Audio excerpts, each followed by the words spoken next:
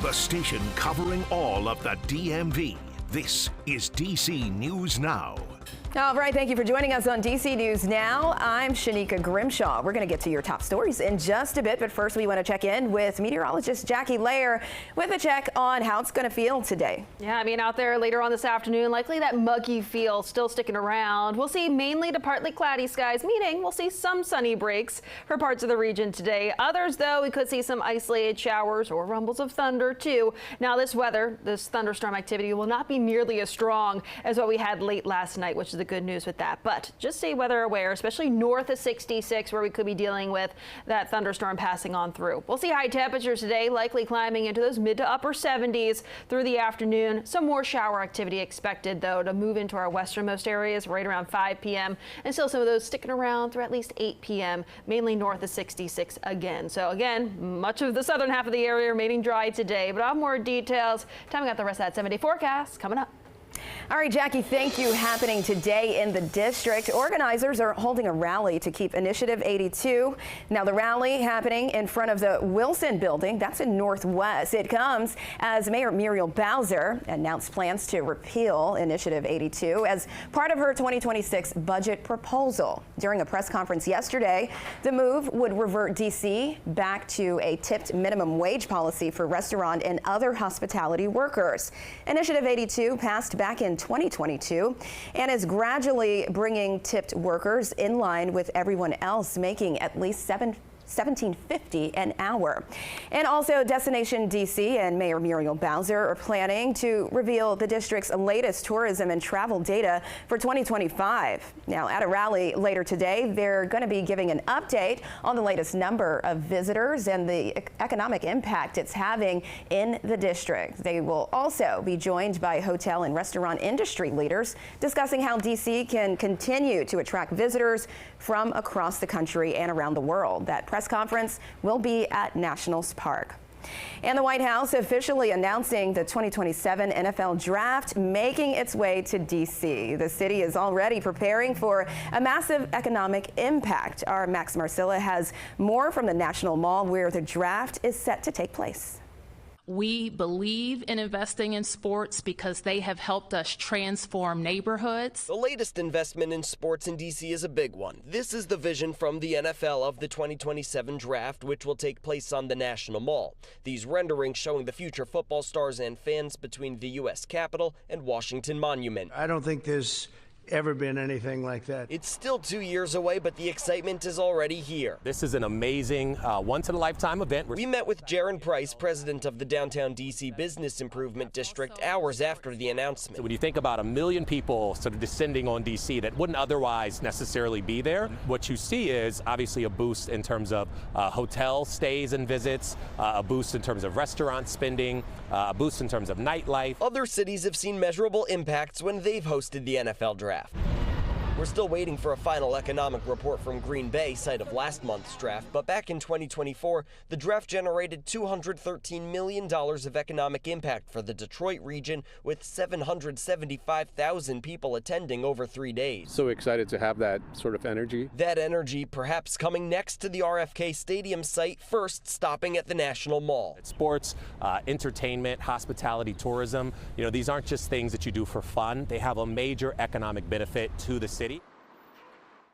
And the NFL says the draft will also include several activities, including a free fan festival and a concert series. And happening today, it's DC's 31st annual Blue Mass, and it honors first responders and public safety officials. The procession starts at noon at St. Patrick Catholic Church in Northwest. And because of this procession, there are going to be some road closures you need to look out for from 6 a.m. to 2 p.m.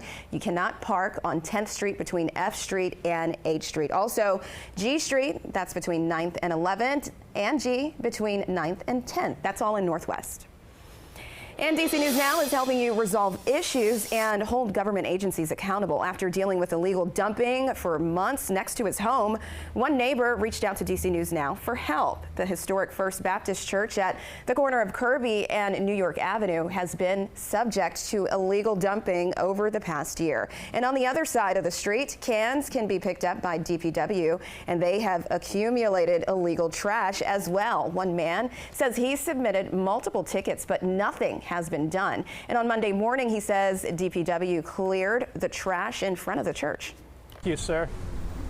It's unfortunate your bosses took city council and the news crew to get somebody out here, but we're really glad you're here. I would love DPW to explain why 311 keeps doing this. It's been happening for 10 years, and literally every time we call, we get the same response. And even though it's been cleaned up, they're still concerned for illegal dumping in the future. A DPW spokesperson said they're looking into the matter. And the Army is pausing flights near DCA following several recent close calls. Officials say 2 commercial planes had to perform go-arounds because of an Army Black Hawk helicopter flying to the Pentagon on Thursday. In a separate incident Monday, the FAA says a 3rd flight aborted landing over a police helicopter near the airport. The Army's announcement comes after 67 people died in January's mid-air crash between American Airlines flight and a Black Hawk helicopter. I think there should be better communication between the military, and commercial. I think that needs to be done. The Army says the incidents are under investigation and that it remains committed to aviation safety. And a former Maryland mayor has been indicted by a federal grand jury on several charges of child exploitation. Joel Bierman served as mayor of University Park between 2022 and 2024. He's accused of producing and distributing child pornography. Police say he victimized children for more than a decade, including some as young as 12 years old. He was arrested in October, and if convicted, Bierman faces at least 15 years in prison.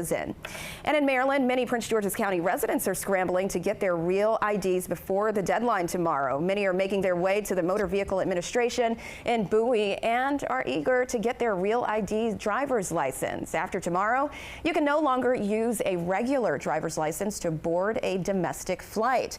The real ID will require travelers to show security-enhanced IDs to pass through airport security checkpoints. Many are supporting the law, but others don't think it's necessary. Couldn't see what was wrong with the old one. I mean, I think at this point we're getting a little bit too invasive with all the things that we need to do. If you need to get a real ID, you must have a current driver's license, birth certificate, social security card, and a bill or pay stub.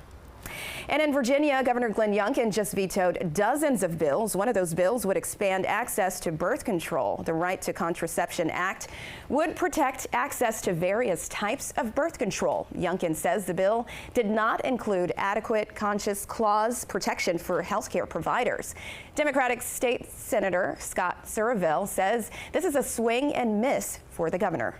Contraception is something that probably 70 to 80% of Virginians agree that women should have complete unfettered access to. It's about women's ability to control their future, their destiny, and their careers, and their reproductive health care. He's way out of the mainstream on this one, big time.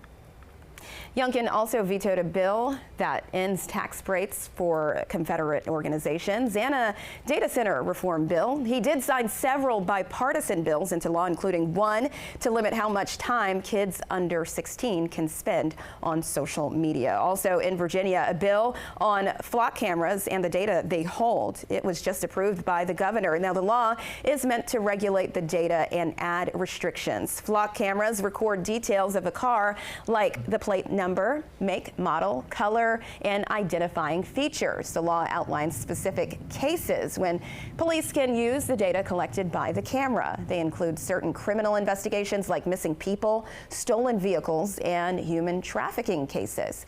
The data will only be kept for 21 days, and officials say flock cameras have been instrumental in locating and capturing suspects in the past. However, many say it's government's overreach and invades a person's privacy. But you are turning yourself into a 24/7 surveillance state, and fundamentally the balance between creating constant surveillance over citizen movement and trying to do good and help law enforcement have tools is a balancing act. And cameras will also be used by state police and placed along state highways. The law takes effect July 1st, and the expansion to state highways will happen next year. And take a look at this. Hail pounding Charleston, West Virginia yesterday. The area also had a severe thunderstorm warning. The National Weather Service says hail up to the size of a quarter was possible during the storm. Wow, that looks very scary and very powerful, Jackie. I know it was storming yesterday in our area, and I don't think it hailed, did it? I mean, there was some hail reports. We did see that into northern Loudoun County late yesterday evening with some of the strongest of those storms, and also it was about a quarter-sized hail there, and some other parts of the region too, even down towards Dale City, saw some of those hail reports as well. And not only did we see hail reports, but we also did deal with some areas of some flooding because of the heaviest of those downpours, and then also those gusty winds did bring down some trees across our area. So may need some cleanup today. Out there later on this afternoon, we're talking about a mix of sun and clouds at times. So we'll see some sunny breaks out there for your Tuesday afternoon, but there are some chances of some isolated showers or thunderstorms. We're not completely done with that just yet, but it looks to be mainly north of 66. So not everyone will be seeing that shower or thunderstorm activity. It's not going to be nearly as widespread as what we had last night, and also not going to be as severe as what we had yesterday either. So just that chance for that passing shower or storm. Then as we get towards later on this evening by 5 p.m., western Maryland, parts of West Virginia, this is likely the last batch of some wet weather associated with that system that's currently still circulating over the Great Lakes region. So we still have some wet weather, especially for our northernmost areas right along the Maryland-Pennsylvania state line. And then eventually those showers will subside and break apart. And then as we look ahead towards tomorrow morning, we're tracking dry conditions across the map, and likely Wednesday will be the driest day out of the work week. We're tracking high temperatures today into those mid-upper 70s, also tracking those mid-upper 70s tomorrow. We notice that wind shift to mainly out of the west-northwest also as we look towards tomorrow afternoon. So today we start off with some fog in the morning, and then we're looking at that fog lifting out, some spot afternoon thunderstorms mainly for the northern half of the area, but we're looking at a 20% chance. So again, like I mentioned, not widespread whatsoever. We'll likely see a little bit of that sunshine at times. Tomorrow, mix of sun and clouds with the driest day of the work week, high temperatures, mid-upper 70s,